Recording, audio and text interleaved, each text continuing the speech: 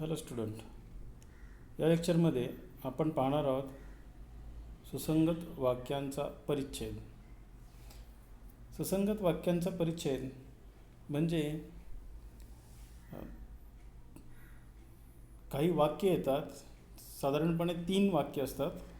या 3 वाक्यांमध्ये गाळलेल्या जागा असतात, त्या भरायच्या असतात. आता त्यासाठी आपल्याला अनेक पर्याय दिलेले असतात. तर या 3 वाक्यातील सुसंगती आपल्याला शोधायची असते आणि ती सुसंगती शोधून त्याचे योग्य पर्याय निवडायचे असतात. आता हे परिच्छेद पूर्ण करताना काही काळजी घेणं आवश्यक आहे. त्यात सर्वप्रथम म्हणजे आपल्याला जो परिच्छेद किंवा जे 3 वाक्य दिलेली आहेत ती तिन्ही वाक्य आपल्याला नीट काळजीपूर्वक वाचली पाहिजेत आणि त्या तिन्ही वाक्यातील जो अर्थ आहे किंवा आशय आहे तो समजून घेतला पाहिजे. म्हणजे त्या वाक्यांमध्ये असणारा काळ समजून घेतला पाहिजे. ते वाक्य कुठल्या विषयाशी संबंधित आहेत हे समजून घेतलं पाहिजे. एखाद्या घटनेशी संबंधित वाक्य असू शकतात, एखाद्या विषयाशी संबंधित वाक्य असू शकतात, एखाद्या काळाशी संबंधित वाक्य ती असू शकतात. त्यामुळे त्या वाक्यातील एक विशिष्ट असा आशय असतो, अर्थ असतो. तो अर्थ आपल्याला पहिल्यांदा समजून घेतला पाहिजे. नंतर लगेच एक पहिलं वाक्य वाचलं लगेच त्याचा पर्याय आपण निवडायचा नाही, कारण तसं जर निवडलं तर कदाचित पहिल्या पर्यायामधील जो विषय असतो तो कदाचित दुसऱ्या आणि तिसऱ्या पर्यायात नसू शकतो. त्यामुळे त्याचे जे पर्याय दिलेले असतात हे फसवे स्वरूपातले असतात. त्यामुळे पहिलं वाक्य वाचून लगेच त्याचा पर्याय निवडू नये किंवा उत्तराला गोल करू नये. पहिल्यांदा तिन्ही वाक्य वाचावीत आणि त्यातील योग्य असलेला विषय लक्षात घ्यावा आणि त्या विषयाशी संबंधित असणारे पर्याय ठेवून बाकीचे असंगत पर्याय, या विषयाशी संबंधित नसलेले पर्याय आपल्याला दुर्लक्षित केले पाहिजेत आणि केवळ त्या विषयाशी संबंधित असलेले पर्याय निवडून त्यापैकी योग्य पर्याय आपल्याला निवडता आला पाहिजे. त्यामुळे आपल्याला या सर्व वाक्यातले सुसंगत असा विषय निवडायचा आहे, ही पहिली गोष्ट करायची आहे. आणि नंतर सर्व प्रश्न वाचायचे आहेत, ही दुसरी गोष्ट करायची आहे. आणि सर्व प्रश्न वाचल्यानंतर त्याच्या खाली दिलेले 4ही पर्याय आपल्याला वाचून घेतले पाहिजेत आणि त्या 4 पर्यायांपैकी त्या विषयाशी संबंधित नसलेले पर्याय कट करून उरलेले जे त्या विषयाशी संबंधित असलेले पर्याय आहेत त्यांच्यापैकी योग्य पर्याय, तिन्ही वाक्यांचा योग्य पर्याय आपल्याला निवडायचा आहे. म्हणजे त्या विषयाशी संबंधित असलेले पर्याय आपल्याला निवडायचे आहेत. या पद्धतीनं जर आपण ह्या सुसंगत वाक्याचा परिच्छेद हा प्रकार सोडवायचा असतो आणि ह्याच पद्धतीनं सर्वप्रथम सर्व वाक्य वाचून त्याचे योग्य पर्याय बाजूला काढून त्या योग्य पर्यायांपैकी निश्चित असा पर्याय कुठला आहे हा आपल्याला शोधावयाचा आहे. अशा पद्धतीनंच हा सुसंगत वाक्याचा परिच्छेद हा प्रश्न आपल्याला सोडवता येतो. त्याचे काही आपण उदाहरणे पाहूया.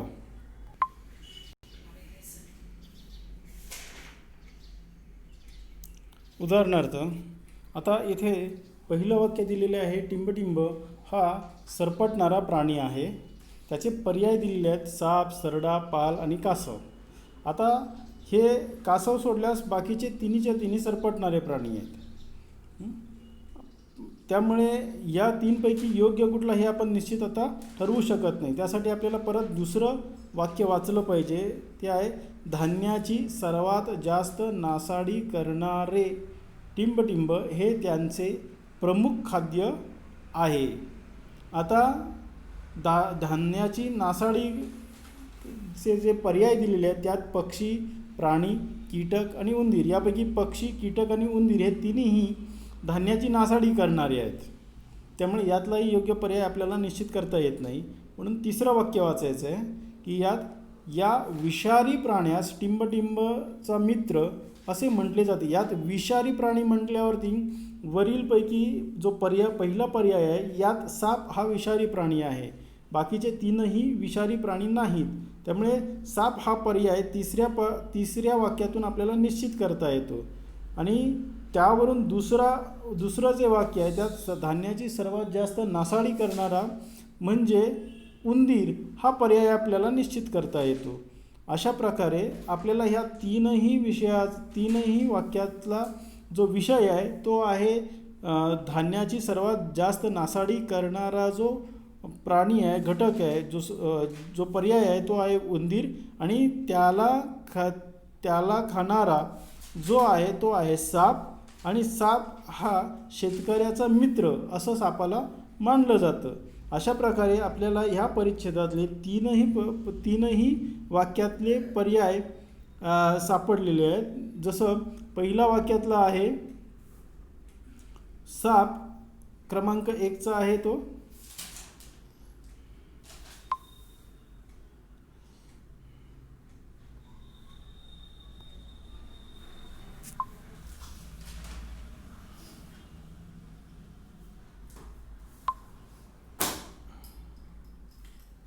क्रमांक 1 मधलाचा जो ऑप्शन आहे तो आहे 1. दुसऱ्याचा जो आहे वाक्य दुसरं जे आहे त्याचा पर्याय क्रमांक आहे 4. आणि तिसरा जो आहे त्याचा पर्याय क्रमांक आहे 3. अशा पद्धतीनं आपल्याला तीनही पर्याय निश्चित करता आले आहेत. दुसरा प्रश्न बघूया. आता हा जो दुसरा परिच्छेद आहे त्यात त्यांनी दिलेला आहे, जो पहिलं वाक्य आहे ते आहे तो दिवस होता टिंबटिंब. आता याचे जे पर्याय दिले त्यात प्रथम भेटीचा, क्रीडा स्पर्धेचा, सणाचा आणि निरोप समारंभाचा हे चारही पर्याय या उत्तरात योग्य बसतात. म्हणून निश्चित करण्यासाठी आपल्याला दुसरं वाक्य आणि तिसरं वाक्य असं दोन्ही वाक्य वाचूया. प्रत्येकजण टिंबटिंब झाला होता, याचे देखील चारही पर्याय तिथे योग्य वाटत आहेत. त्यामुळे तिसरं वाक्य जे आहे ते आपण वाचूया. तिसरं वाक्य आहे आज ते आपल्या आवडत्या टिंबटिंबचा निरोप घेणार होते. आता याच्यात द्वेषाचा निरोप घेणं योग्य म्हणजे हे उत्तर पर्याय योग्य वाटत नाही. दुसरा आहे जो पर्याय आहे तो आहे घराचा, आणि दुसरा पर्याय आहे गावाचा, तिसरा पर्याय आहे शाळेचा. यापैकी घराचा हा जर पर्याय बघितला तर याच्याशी संबंधित कुठलाही वरचा पहिल्या वाक्यातला कुठलाही पर्याय योग्य वाटत नाही. गावाचा याच्याशी देखील पहिला पर्याय योग्य वाटत नाही. पहिला जो वाक्य आहे त्याच्याशी संबंधित हे दोन्हीही पर्याय योग्य नाही आहेत. त्यामुळे शाळेचा हा योग्य पर्याय आहे जो पहिल्या वाक्याशी संबंधित आहे. त्यामुळे आज ते आपल्या आवडत्या शाळेचा निरोप घेणारे आहेत. आता शाळेचा निरोप घेणारे असल्यामुळे आपल्याला लगेच दुसऱ्या वाक्यातले जो पर्याय आहे त्यात आहे उत्सुक, भावविवश, शांत आणि आनंदित. आता शाळेचा निरोप घेणारे होते याचा अर्थ ते आनंदित नव्हते, शांत नव्हते आणि उत्सुकही नव्हते. याचा अर्थ जो दुसरा पर्याय आहे भावविवश होते, तो दुसरा पर्याय योग्य वाटतो. आणि तो दिवस भावविवश म्हणजे निरोप घेणार होते हे तिसऱ्या पर्याय त्यांनी वाक्यात आलेला आहे. तोच पर्याय त्यांनी पहिल्या वाक्यातला पर्याय म्हणून दिलेला आहे निरोप समारंभाचा म्हणून. त्यामुळे पहिल्या वाक्याचा जो योग्य पर्याय आहे तो योग्य पर्याय आहे निरोप समारंभाचा. दुसरा वाक्यातला आहे भावविवश आणि तिसरा वाक्यातला आहे शाळेचा. अशा पद्धतीनं एका विषयाशी संबंधित असे योग्य पर्याय आपल्याला निवडता येऊ शकतात. प्रथम तीनही वाक्य वाचून घ्यायची, त्याचे सर्व पर्याय तपासायचे, वाचून घ्यायचे. त्यापैकी नको असलेले पर्यायांवर काट मारायची,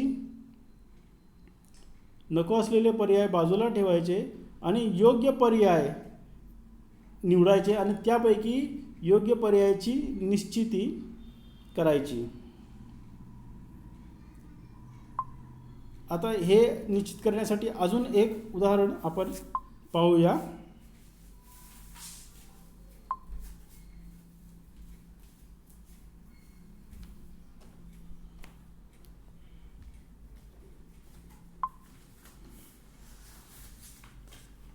आता यापैकी बघूया की पहिलं वाक्य आहे टिंबटिंब हे आपले भरण पोषण करते.